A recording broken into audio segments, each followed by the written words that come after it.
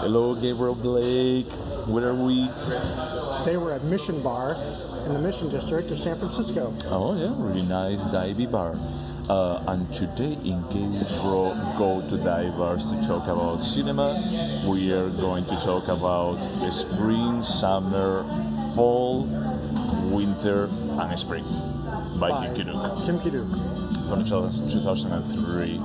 And if I recall correctly, I chose this movie, so I think that is your turn to say if you like it. I did like it. I didn't want to like it. You didn't want to like it. You personally didn't want to like the movie. I hated spring.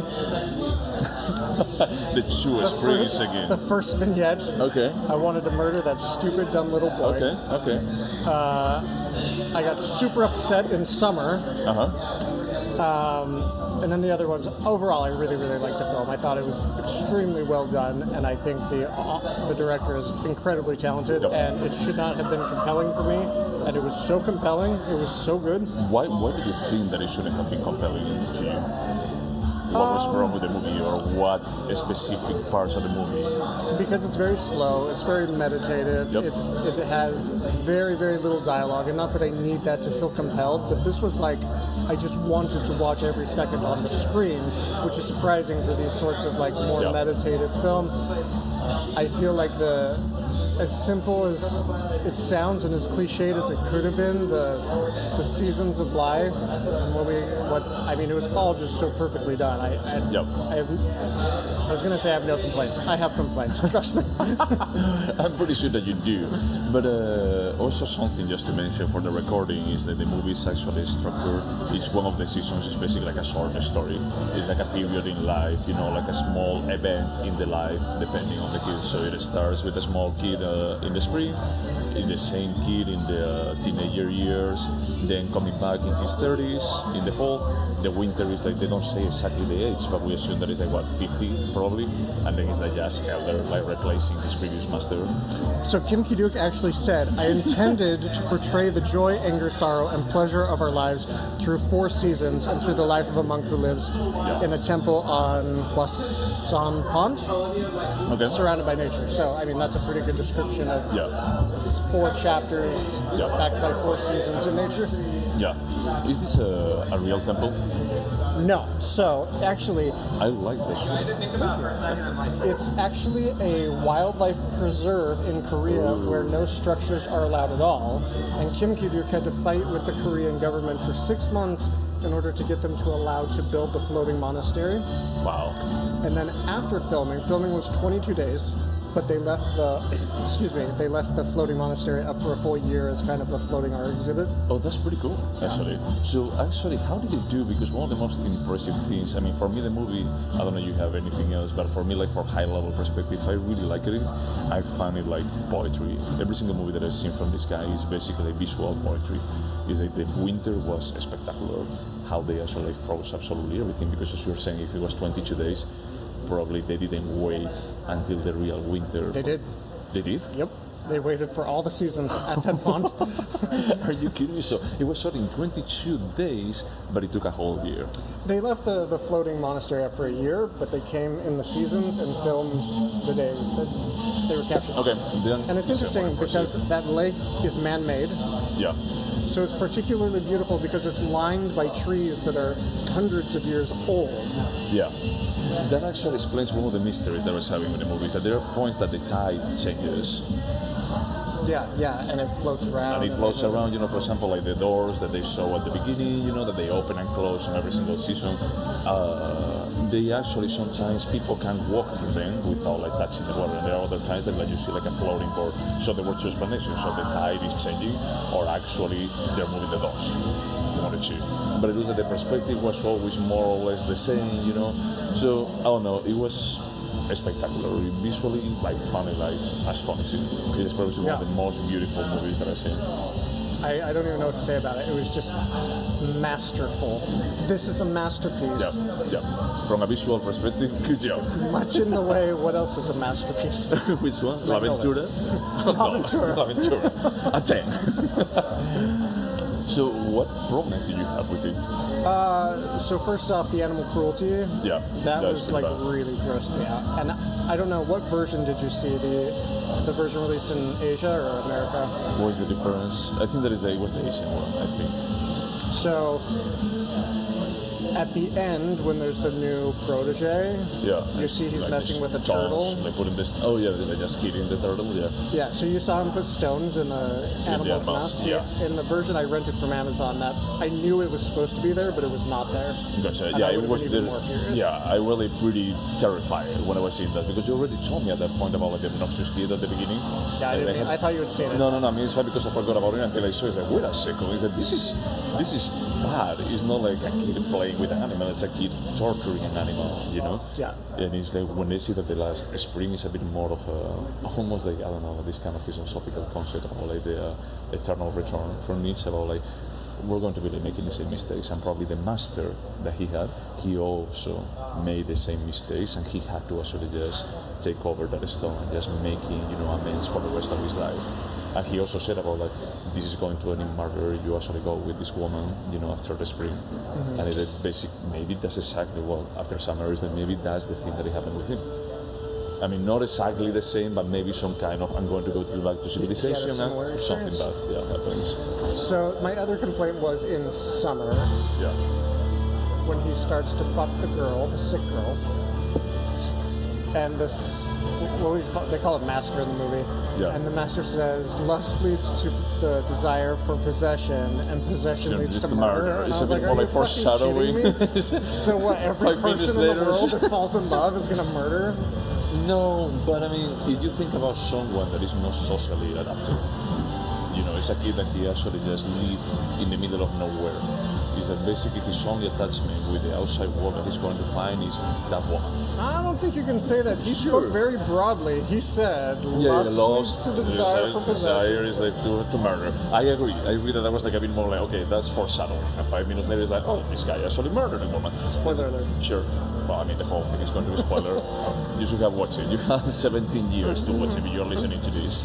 So, yeah, I agree that the party was a bit more like, okay, you could have done it a bit more elegantly or even more like subtle about like you can just lead to a broken heart, you can just lead to I don't know, whatever, making mistakes. But murder, it's like a bit more like just jumping. So I actually read the Wikipedia article, Yeah, it's called an article. Mm-hmm. Because I figured there was a ton of Korean references and a ton of Buddhist references that I just wasn't getting. So did you read this? No, did you explain the doors without walls? I was reading a bit about it, but yeah, we'll let you know. So what did you find there? So there were a bunch of things that I found interesting, like, well, now I can't find any of them. I mean, I have to say that part of it felt like pretty alien. I mean, not alien in a bad way, but alien from the perspective that religion-wise or culturally-wise, I'm not Korean, I'm not Buddhist. So some of the stuff, it felt like, okay, this feels very poetic to me, but maybe it's not that much if I actually knew the references. But how it was displayed, I think it was good. So, for instance, in summer, when he has sex with the sick girl, this at least, I don't know how true this is, it says that a colorful rooster shows up. And apparently in Buddhist art, this rooster is representative of desire and craving. Oh, okay. So it's like a...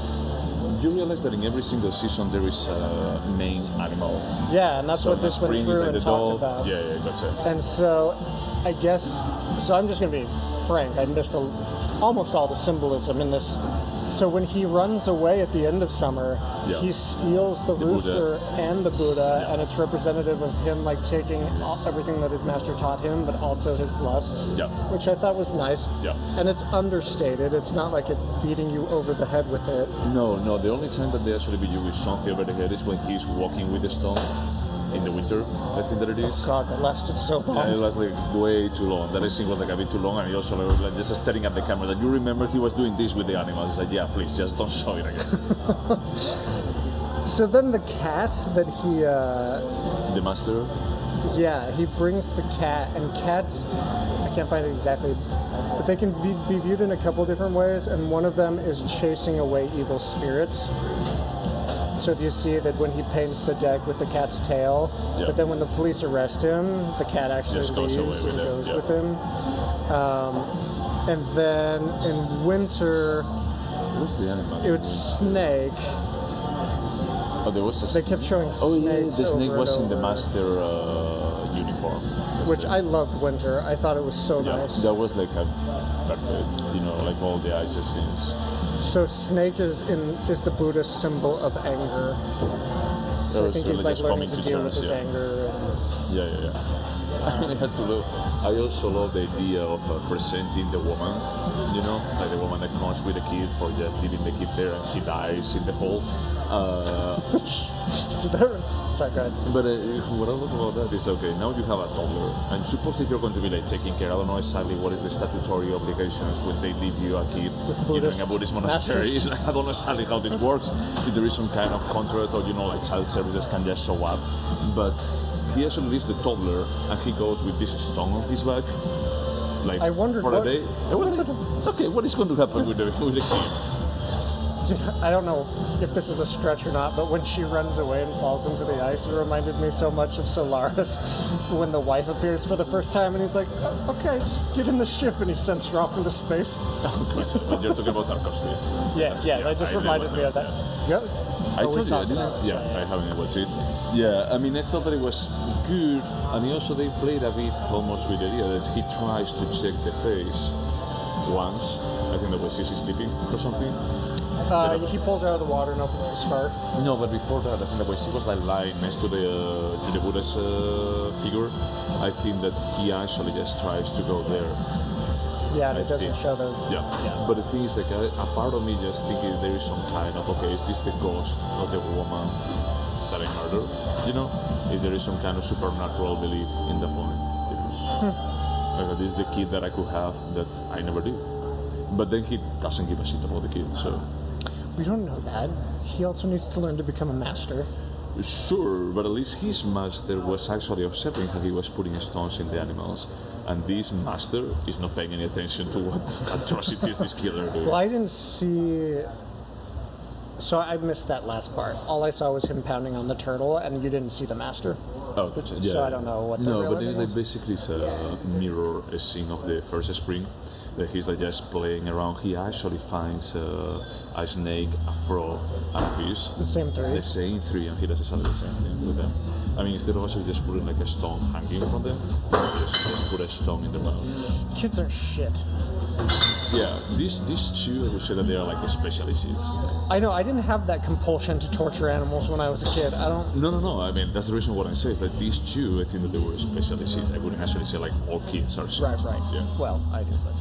Okay, that's your word.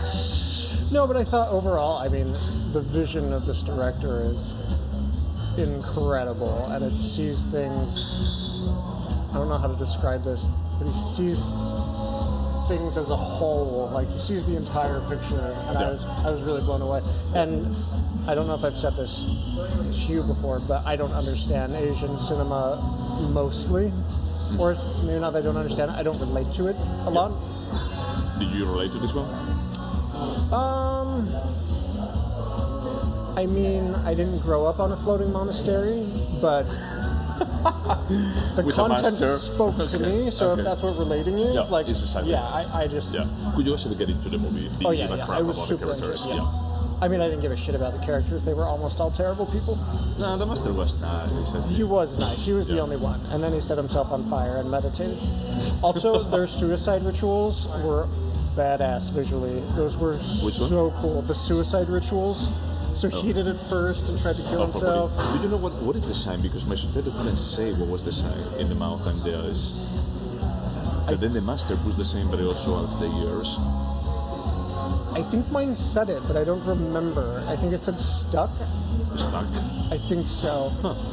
It didn't say it at the end when the master did it and set himself on fire. Okay, interesting. Also, I don't know if you caught this. I didn't catch this, but when Buddhist monks set themselves on fire, occasionally crystals form in their ashes, and they're considered holy relics.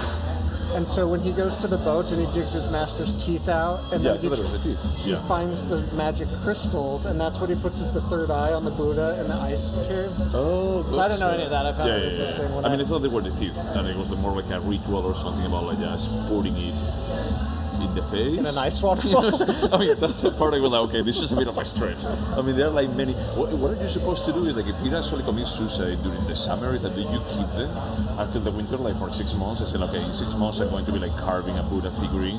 I'm going to be like putting this as a third eye. I don't know. I felt like a bit lost about that.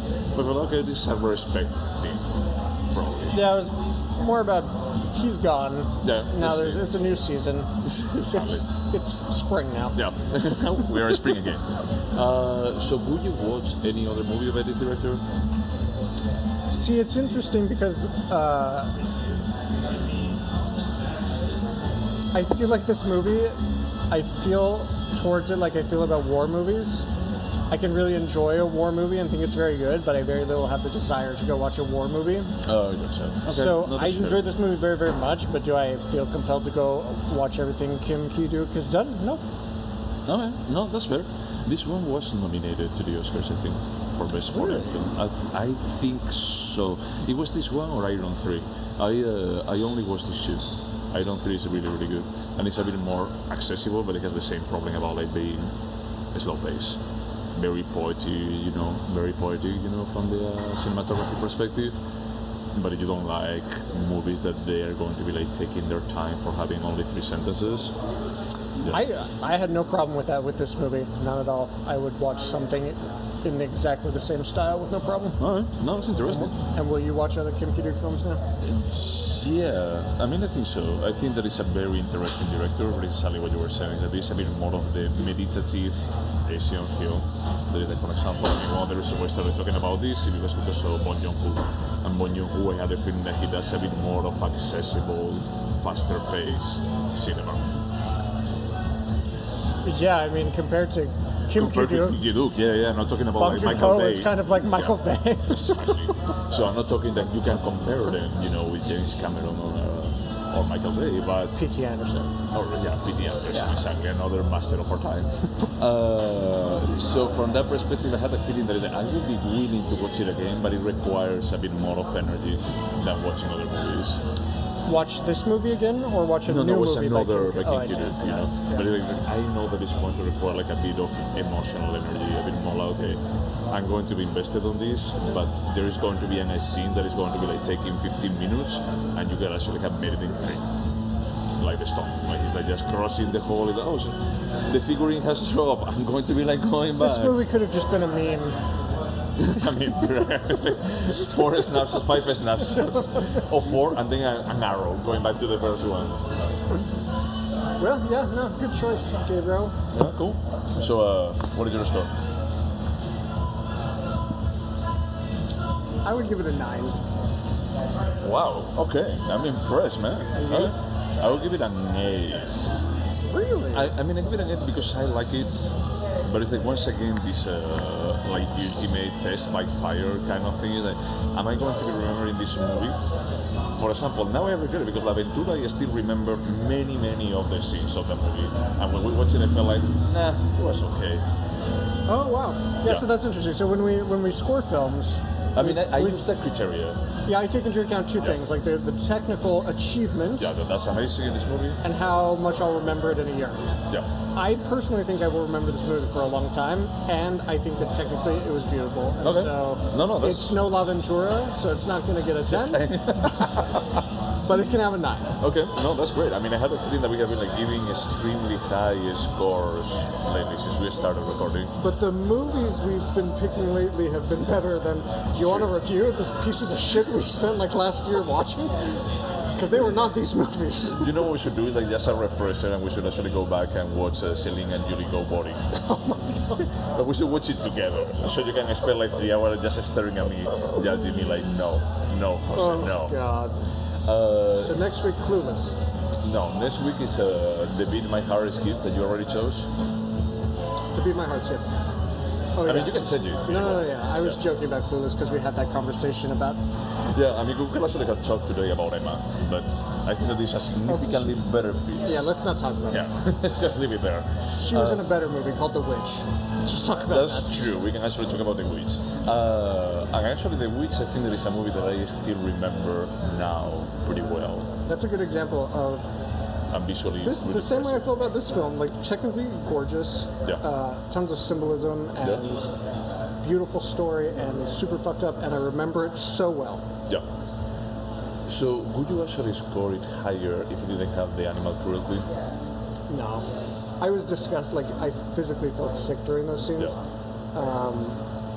But that didn't play a part in my score.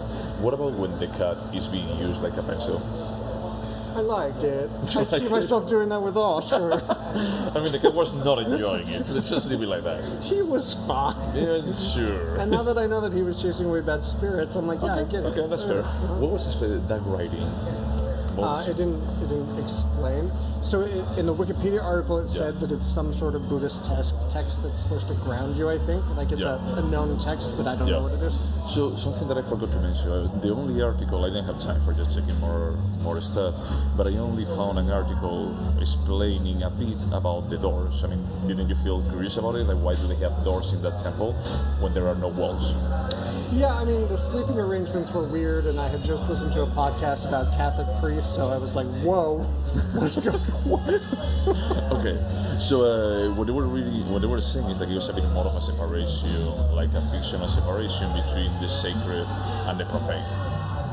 So they were fallen beings, Yeah. and they had to enter a door to be with Buddha. Exactly.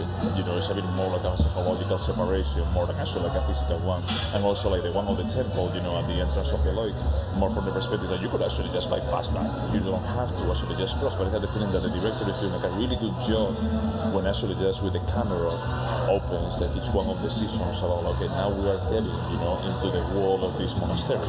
It's like, yeah, you can see the monastery from outside, but when I actually cross this, we are like just setting the tone for just saying something a bit This more is the like, path. You don't have to take the path, but this is the path. Exactly. Yeah. So I think that it has like a bit more of a higher meaning, you know, from the religious perspective. But I found it silly the first time that I saw it. Like, why do they have a door there? Why do they even like go through the door instead of just walking out? You know. I had a less insightful understanding. My favorite scene in the film is when he catches the younger guy fucking the younger girl, and he says, "Well, are you sick?" Not anymore. That it was the right medicine. Yep. I like that. A pretty I'm practical. gonna join Buddha. Yep. A pretty practical approach. Yeah. Yeah. No, I like the scene when the policemen are helping out the master painting the signs. I thought it was like pretty beautifully appealing. You know. I was initially annoyed when they showed up because they were basically. God, what's the word? They were like stereotypes of themselves. I was like, this is like kabuki theater. But then when they engaged with the master and they open a became bit calm more. and centered, I was like, oh, okay, I get it. Fine, Kim Ki-Duk. Fine. Yeah, you wait this time. How do you feel about the uses of the stand stills? Like the frozen frames? I felt fine. You were fine with it? I mean, I don't know, I always had the feeling weird, especially with a movie like this that doesn't use too many special effects. Or The only any thing of I could think of is when they showed the monastery in fact, like Yeah, there's a sped up. time lapse. Yeah, there's a bit of a time Time lapse. lapse. Thank you. Yeah, I mean, I forgot about mentioning that. And then there is this scene that I was like, is this a special effects or not? That the master is riding on the stone with water. Oh, and it was like drying. It was like drying like really, really quickly. And a part of me was thinking, is that really? I think I could be wrong. That's a thing where they heat up the stone and then they practice writing on it, and it evaporates. I think. No. That may be it. So yeah. But I always feel like when they use this kind of, especially steel frames, you know, it feels like a bit of higher speed, like 1.2 or something. You may not realize about it, or I may have like this kind of awkward feeling. But on this case, and I think that for the time lapse, it worked like amazingly well about like just seeing the monastery like moving through the water. But the stand stills, the frames, the frozen frames, I felt a bit weird about them, you know, because it was Can you not. give me an example of one? Because I'm honestly blanking. So it's when he's doing the the martial arts, you know, where he's just doing all the moves. There is this point that he jumps from the monastery to the frozen lake, and then when he's in the water, when he's in the air, is that there is like a 3 seconds stop. And it's like 2 or 3 seconds. It's like pretty obvious that this stop is not like drama and continue. You know, it was like a bit more like, yeah, he's there in the air and he continues. And there is another one where he's practicing, you know. So I feel like, I don't know. I mean, I understand that usually when you use this technique, it's a bit for just making it more epic, for just like recording it in the eyes of the audience. But in this case, I feel like, well, you're already like an hour and 20 minutes into the movie. It's like, it's not like adding anything. Yeah, it's not like the emotional payoff. You know, the emotional payoff is something else. It's not really this part. I think like more emotional payoff, like for example when the woman falls through the hole. It's just gone. Just gone. Just done. I thought at least he would try and find her, but then I was like, oh, he didn't even hear her. Yep. The end. Yeah, that's it. That's all for this character. Turns out she's Buddha. Yep. So from that perspective, I had a feeling that this is a movie that partially could have been done as a theater play. From the perspective of the cast, of a very small cast, you know, not having like many sets, but at the same time, I have like one of the main strengths of the movie is actually the setting. I agree. The setting is important, but with no dialogue, I think the setting is too important. Like you need to have it on a lake. Yeah. You couldn't replace that probably. Yeah. Oh no. So you said a 9? Yeah, 9. And I said an 8. All right. You're making me think about this, but yeah. Till next week. Till next week with the the beats my heart skip. All right. Bye guys.